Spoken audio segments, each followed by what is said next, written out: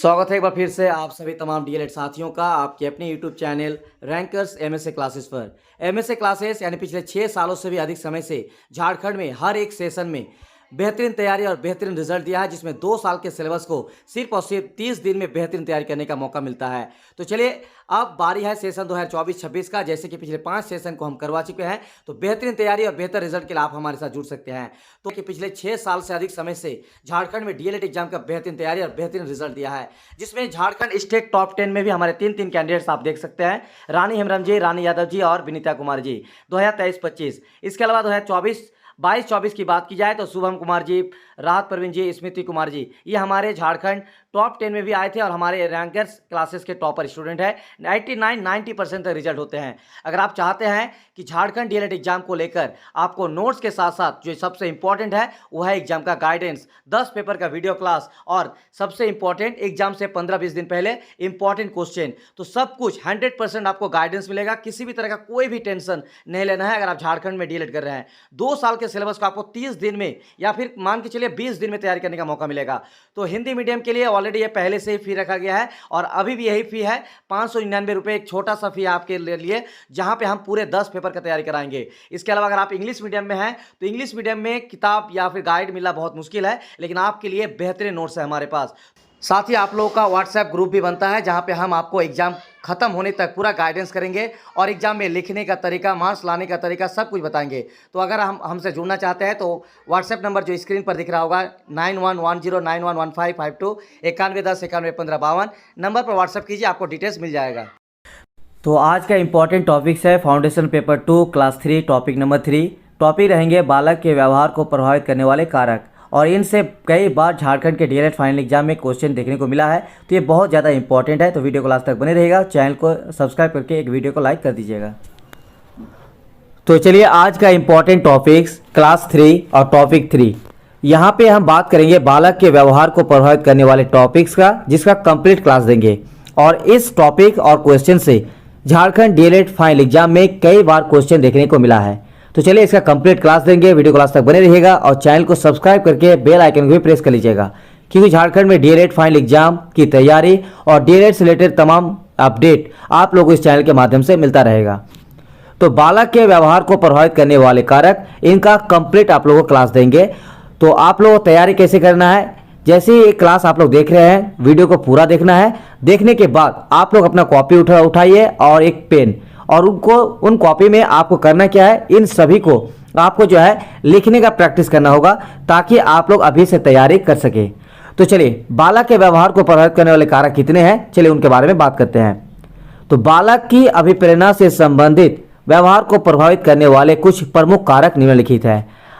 यानी बालक का जो व्यवहार है, इनको जो प्रभावित करते हैं, उनमें से यहाँ पे 6 कारक है। और आप लोग करना क्या है, इन 6 पॉइंट को नोट कर लेना है और आपको ध्यान में रखना है। अगर आप इन 6 पॉइंट को ध्यान में रख लेते हैं और इनको समझ लेते हैं, तो बाकी चीज आपको करना है क्या, टोटल आपको चीज को समझ लेना है और उसको जो है अपने शब्दों में लिखना है।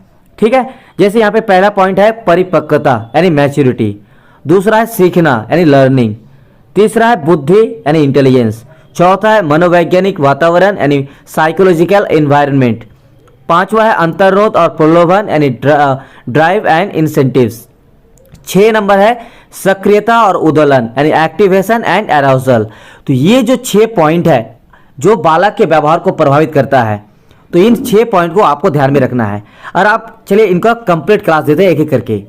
तो अगर आपको ये नोट्स चाहिए, यही नोट्स आपको मिलेगा, जिसमें एक देखिए किस तरह से आप लोगों के लिए बढ़िया एकदम टाइपिंग किया हुआ नोट्स मिलेंगे। साथ ही आप लोग इन नोट की मदद से एक बेहतरीन तैयारी भी कर सकते हैं। तो नोट्स लेने के लिए जो स्क्रीन पर आपको नंबर दिख रहा होगा 9110911552, इस नंबर पर हमें व्हाट्सएप में मैसेज कर दीजिए। तो चलिए पहला पॉइंट है परिपक्वता। तो चलिए परिपक्वता डिटेल्स में क्लास देते हैं। तो परिपक्वता यानी मैच्योरिटी, जीवन की प्रारंभिक अवस्था में परिपक्वता का कार्य और महत्व अपेक्षाकृत अधिक होता है। बालक की आयु बढ़ने के साथ साथ इसका महत्व कम होने लगता है तथा वातावरण का प्रभाव स्पष्ट रूप से दिखाई देने लगता है। अभिप्रेरणा और अभिप्रेरणा से संबंधित मानव व्यवहार के अधिगम में परिपक्वता का बहुत अधिक महत्व है। यानी जीवन की प्रारंभिक अवस्था में जो परिपक्वता होती है उनका कार्य और महत्व बहुत ज़्यादा होता है, लेकिन जैसे जैसे बालक की आयु बढ़ती है उस वैसे वैसे उनका महत्व भी कम होने लगता है और परिपक्वता ही आपका बालक का व्यवहार को जो है प्रभावित कर सकता है। उदाहरण के लिए यदि 8 माह के बालक को ट्राईसाइकिल चलाना कितना भी क्यों ना सिखाया जाए, वह शारीरिक परिपक्वता के अभाव में ट्राईसाइकिल चलाना नहीं आएगा।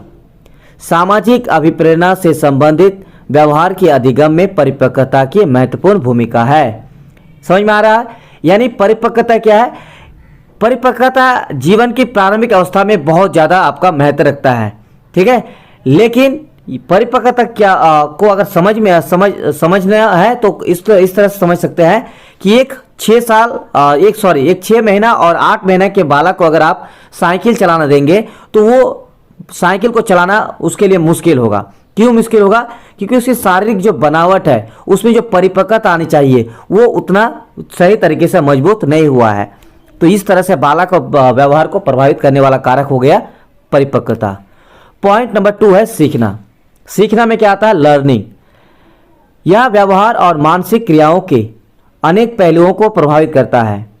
सीखने की क्षमता के विकास के साथ साथ बालक भूख, प्यास, सेक्स और नींद अभिप्रेरणा से संबंधित व्यवहार को सीखता है और फिर सामूहिकता, संग्रहणशीलता, आक्रामकता, शक्ति और उपलब्ध प्रेरणाओं से संबंधित व्यवहार को सामाजिक प्राणी के रूप में समाज में रहते रहते दूसरे व्यक्तियों की इन अभिप्रेरणा से संबंधित व्यवहार को नकल या अनुकरण द्वारा सीखता है।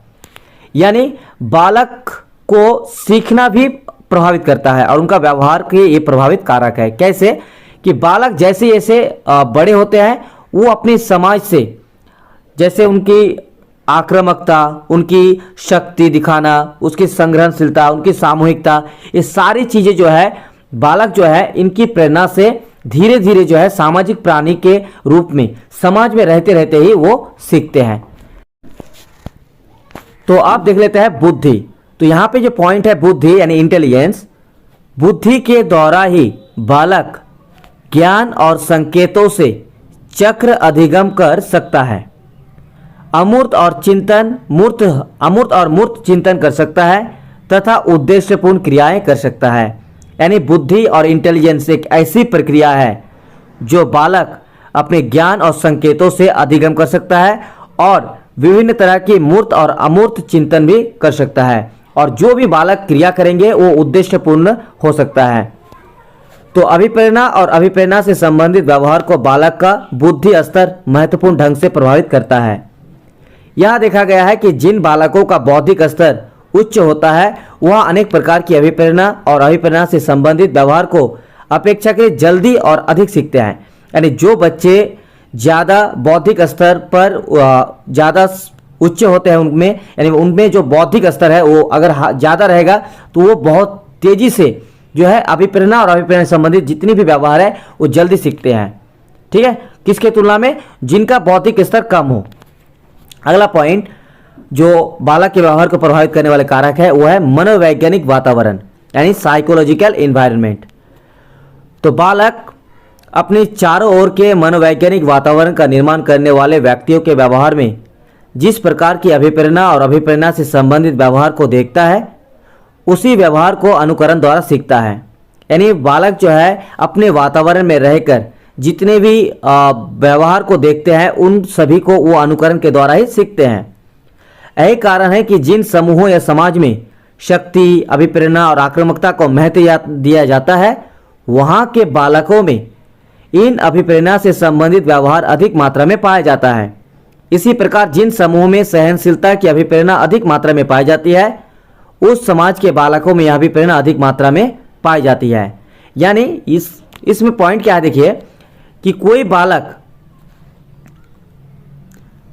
बालक मनोवैज्ञानिक वातावरण यानी वातावरण के अंतर्गत रहकर अगर वो अपने समाज में रहकर देखते हैं कि वहाँ जो है ज़्यादा आक्रामकता, ज़्यादा शक्ति को ही महत्व दिया जाता है तो बालक भी उस चीज़ को ज़्यादा सीखते हैं।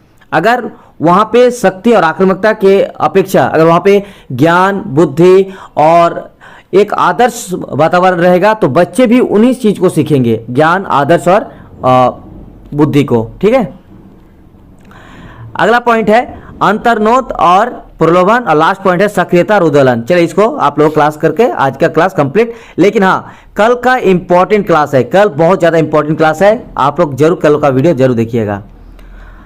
अंतर्नोद और प्रलोभन, ड्राइव एंड इंसेंटिव्स। इस दिशा में हुए अध्ययनों में यह देखा गया है कि अंतर्नोद व्यक्ति को क्रियाशील बनाते हैं और क्रिया को तब तक जारी रख सकता है जब तक कि व्यक्ति की आवश्यकता की संतुष्टि नहीं होती है। अतः कहा जा सकता है कि अभिप्रेरित व्यवहार के विकास को अंतर्नोद महत्वपूर्ण ढंग से प्रभावित करने वाले कारक है। प्रलोभन बालक को आकर्षित ही नहीं करते हैं, बल्कि यह बालक में अंतर्नोद संबंधी व्यवहार को उत्पन्न करते हैं। अध्ययनों में यह देखा गया है कि बालक के लिए एक प्रलोभन जितना अधिक मूल्यवान होता है, वह प्रलोभन अंतर्नोद संबंधी व्यवहार को उतना ही अधिक प्रबल कर देता है। यानी अंतर्नोद क्या है, किसी भी बालक में, किसी भी बच्चों में आंतरिक रूप से सोचने और समझने की शक्ति, और जितना जिसका ज़्यादा इतना शक्ति ज़्यादा होगा और उनको प्रलोभन दिया, बच्चों को जितना प्रलोभन दिया जाएगा अभिप्रेरित व्यवहार के विकास में, अंतर्नोद उतना ही महत्वपूर्ण ढंग से प्रभावित करने वाले कारक हैं। ठीक है, लास्ट पॉइंट है सक्रियता और उद्दोलन, यानी एक्टिवेशन एंड अराउजल। बालक के समस्त व्यवहार का कारण केंद्रीय नाड़ी संस्थान का विशेष रूप से सक्रियकरण और उद्दोलित होना है। जब तक यह उद्दोलन नहीं होगा, बालक में अभिप्रेरणा और संबंधित व्यवहार का विकास नहीं होगा। बाह्य उद्दीपक, आंतरिक संवेग और संज्ञानात्मक कारक उद्दोलन को प्रभावित करते हैं।